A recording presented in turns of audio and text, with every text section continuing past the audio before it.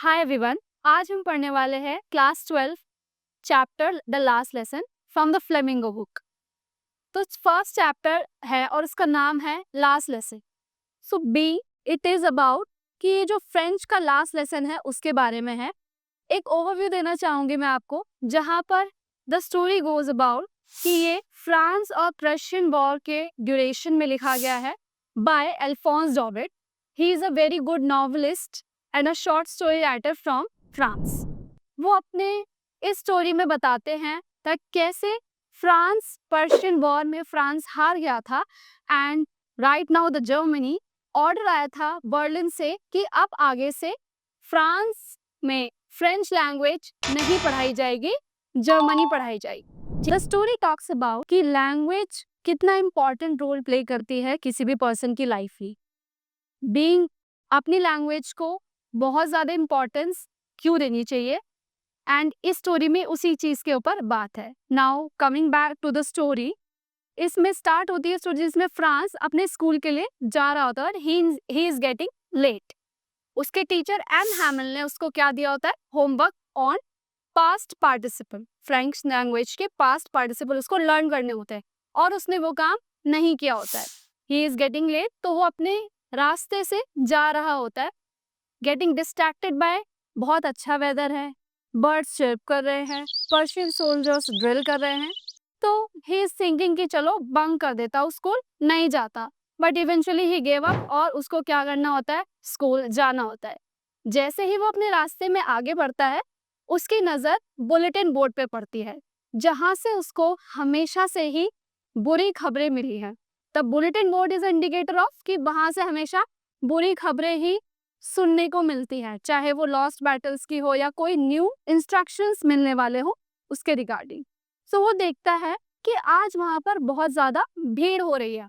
As he is getting late, तो उसको इतना टाइम नहीं होता, ही इग्नोर दैट और वो अपने रास्ते आगे चला जाता है।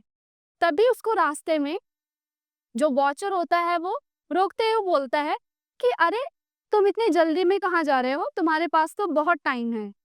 वो थोड़े सेकंड के लिए सोचता है कि ये क्या कहना चाह रहा है, एंड ही इग्नोर दैट और he goes on to his way to school. जैसे ही वो स्कूल पहुंचता है, he observe the environment around that. Generally जो स्कूल का एनवायरनमेंट होता था वहाँ पर बहुत ज़्यादा शोर होता था, डेस्क पर रूलर की आवाज़ आती थी, बच्चों की नॉइजेज आती थी जो आज फ्रांस को सुनने को नहीं मिल रही थी। और इसी शोर में वो जब लेट होता था, इग्नोर कर कर अपनी क्लास के अंदर जाया करता था। बट आज ये शोर नहीं था and he is a bit skeptical कि वो कैसे आज क्लास में जाएगा। जैसे ही वो क्लास के अंदर जाता है, वो देखता है कि उसके जो सारे क्लासमेट्स हैं वो भी क्या है, सीरियस मोड में हैं, और पीछे के बेंचेस जो जनरली खाली रहा करते थे वहाँ पर विलेजर्स बैठे हुए थे। उसकी नज़र एम हैमिल पे भी पड़ती है जो आज बहुत ही ज़्यादा वेल सूटेड थे। अच्छी तरीके से उनकी ब्लैक सिल्क कैप थी, ग्रीन कोट उन्होंने पहना हुआ था जो कि वो इंस्पेक्शन डेज पर पहना करते थे। After Franz observation, M Hamel क्या करते हैं, फ्रांस को वेलकम करते हैं क्लास में कि फ्रांस क्लास में आ जाओ, डरने की कोई ज़रूरत नहीं है, मैं तुम्हारे बिना अभी चैप्टर क्या करने वाला था, स्टार्ट करने वाला था।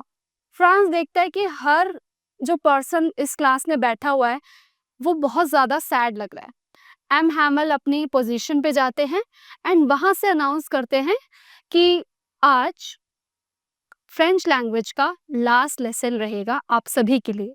ये सुनकर फ्रांस जो है वो बहुत ज़्यादा शॉक्ड और सरप्राइज स्टेट में आ जाता है। वो ये चीज़ सोच नहीं पाता कि एकदम से सडनली आज मेरा फ्रेंच का या हम सभी का लास्ट लेसन क्यों है। तो एम हैमल इसके बारे में बताते हैं कि फ्रांस जो है वो वॉर में हार गया है और बर्लिन से ऑर्डर आया है कि अब आगे से यहाँ पर जर्मनी सिखाई जाएगी। जर्मनी का टीचर जल्द ही ज्वाइन करने वाला है क्लासेस देने के लिए। सुनकर फ्रांस बहुत ज़्यादा गिल्टी फील करता है कि उसने अपनी लैंग्वेज को इतनी इम्पोर्टेंस नहीं दी। जो बुक्स उसको बर्डन लगती थी, आज उन बुक्स को वो छोड़ना नहीं चाहता है। वो सोचता है कि काश मैंने और ज़्यादा पढ़ाई कर ली होती, अपनी लैंग्वेज के लिए अपनी लैंग्वेज को और ज़्यादा सीरियसली सीख लिया होता। अब फ्रांस को धीरे धीरे वो सारी चीज़ें रियलाइज़ होती हैं कि क्यों आज विलेजर्स बैक सीट पे बैठे हुए हैं, क्यों रास्ते में बॉचर या पर्सन था उसने उसको रोका था। अब उसको सारी चीज़ें धीरे धीरे समझ में आने लगी थी। देन तभी एम हैमल फ्रांस से पूछते हैं अबाउट हिज होमवर्क कि क्या आपने होमवर्क करा है। फ्रांस नर्वसली खड़ा होता है as he couldn't talk about कि उसने कुछ याद भी करा है या नहीं करा है। एम हैमल कहते हैं कि फ्रांस डरने की ज़रूरत नहीं है, क्योंकि आपने ही नहीं और भी जो लोग हैं उन्होंने फ्रेंच लैंग्वेज को या हमारी लैंग्वेज को सीरियसली नहीं लिया, फॉर ग्रांटेड लिया है। क्योंकि हमको इसकी इम्पोर्टेंस जब समझ में आई जब ये लैंग्वेज हमसे छीनी जा रही है। एम हैमल बताते हैं कि जो फ्रेंच लैंग्वेज है वो it is the most beautiful, logical and the sensible language in the world. तो आपको ये लैंग्वेज आनी चाहिए थी। France feel really guilty about it and वो सोचता है कि मुझे ये लैंग्वेज एक्चुअली में आनी चाहिए थी। और एम हैमल साथ ही साथ ये भी कहते हैं कि तुम कैसे बताओगे जब जर्मन्स या आगे से कोई आपसे आके पूछेगा कि आप एक फ्रेंच मैन हो, जब आपको फ्रेंच लैंग्वेज ही ठीक से नहीं आती है।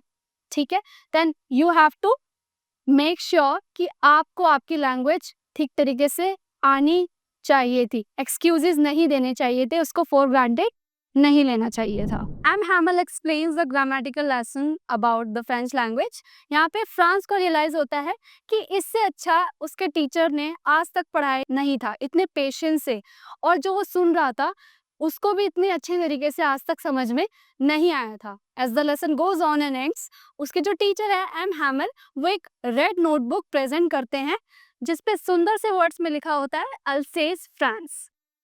वहीं से क्लास ऑब्जर्वेशन पर फ्रांस देखता है कि पिजन्स जो है वो साइड बाय साइड जा रहे, उसकी नज़र बाहर पड़ती है। तो उसके माइंड में एक थॉट आता है कि क्या अब ये जो जर्मन्स है इन पिजन से भी जर्मन में गवाएंगे, will they make them sing in the German to.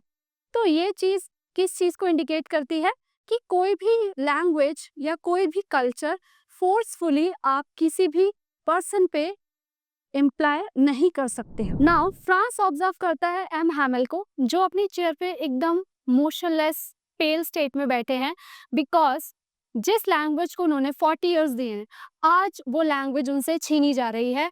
अब वो इसे आगे कंटिन्यू नहीं कर पाएंगे, नहीं पढ़ा पाएंगे। आप सोचिए कि अगर आप कोई भी काम कंटिन्यूसली 40 ईयर्स से कर रहे हैं एंड सडनली आपको कोई बता दे कि अब आपको ये काम नहीं करना है, एक जो हैबिट होती है वो छीन ली गई है। जो मज़ा था एम हैमल को फ्रेंच पढ़ाने में जो आता था वो अब वो कंटिन्यू नहीं कर पाएंगे। वो अब बिकॉज ऑफ जर्मन पढ़ाई जाएगी, फ्रेंच का लास्ट लेसन है, जर्मनी का रूल रहेगा, तो फ्रेंच की कोई इंपॉर्टेंस नहीं रहेगी। तो ये जो थॉट था फ्रांस के माइंड में आ रहा था कि एम हैमल को कैसा फील हो रहा होगा कि जिस लैंग्वेज के लिए वो इतना ज़्यादा डिवोटेड थे, इतना ज़्यादा प्यार उनके माइंड में था, हार्ट में था, तो आज उनसे वो छीनी जा रही है और फ्रांस के बाकी लोगों से भी छीनी जा रही है। यही सब सोचते हुए चर्च क्लॉक पर स्ट्रक होता है 12 टाइम, ग्रिलिंग सेलिब्रेशन ग्रिल होती है, सेलिब्रेशन होता है कि जर्मनी से ऑर्डर पास हो गया है and now the French language is not continuing from here on. और एम हैमल बहुत ही ज़्यादा फंबल होते हुए अपने स्टूडेंट्स को, विलेजर्स को गुड बाय कहते हैं। He even can not say the good bye properly and पीछे जाकर ब्लैक बोर्ड पर बहुत ही बड़े बड़े अक्षरों में लिखते हैं विव ला फ्रांस, यानी कि फ्रांस जिंदाबाद रहे, फ्रांस की जय हो। अगर आपको ये वीडियो पसंद आई है तो इसे लाइक कीजिए, फ्रेंड्स के साथ शेयर कीजिए और ऐसे ही वीडियोस के लिए इस चैनल को सब्सक्राइब कीजिए। Thank you.